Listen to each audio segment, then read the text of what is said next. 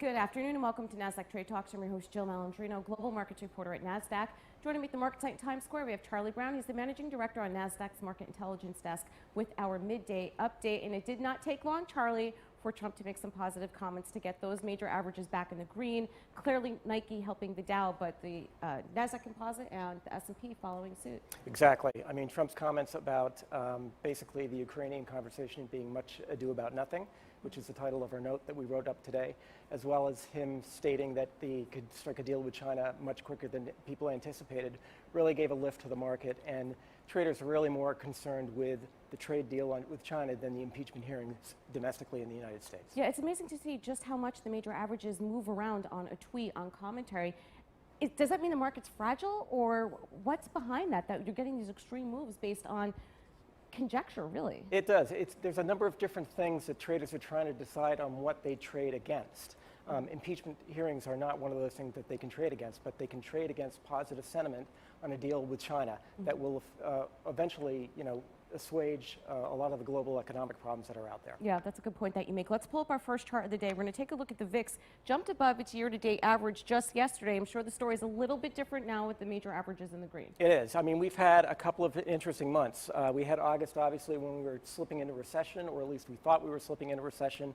The VIX topped out. We've had a September that's been fairly calm up until lately, where it just came above that 15.3 level, which has been on average.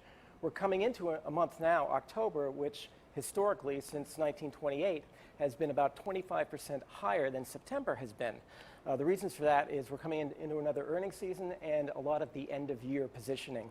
So we're going to be watching where the VIX goes at the moment, specifically as we get into October. Yeah, I'm for one looking forward to earnings, get back to fundamentals and see exactly how these trade talks are impacting forward-looking guidance. Our next chart, one sector that is doing well off of some positive data this morning, U.S. home construction iShares ETF. You guys did some technical work on that today. We did. We had a nice report on new home sales, up 7.1% for the period ending in September. So we took a look at the ITB Home Builders ETF here, and a couple of positive things that we're seeing. Specifically, since for this year, the ETF has been up 8 of the 9 periods, 8 of the 9 individual months. Increasing about 42%. Since the financial crisis in 2009, it's been up 9 of the 11 years, up 18%.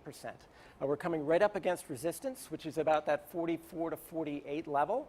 As we get closer to resistance, we're expecting to see some consolidation, some profit taking, but we think we can go a little higher with a little bit more of positive economic news. Well, I'm sure the low interest rate environment is certainly helping this chart along. No doubt about it. All right, Charlie, as always, thanks so much for joining us for the midday update.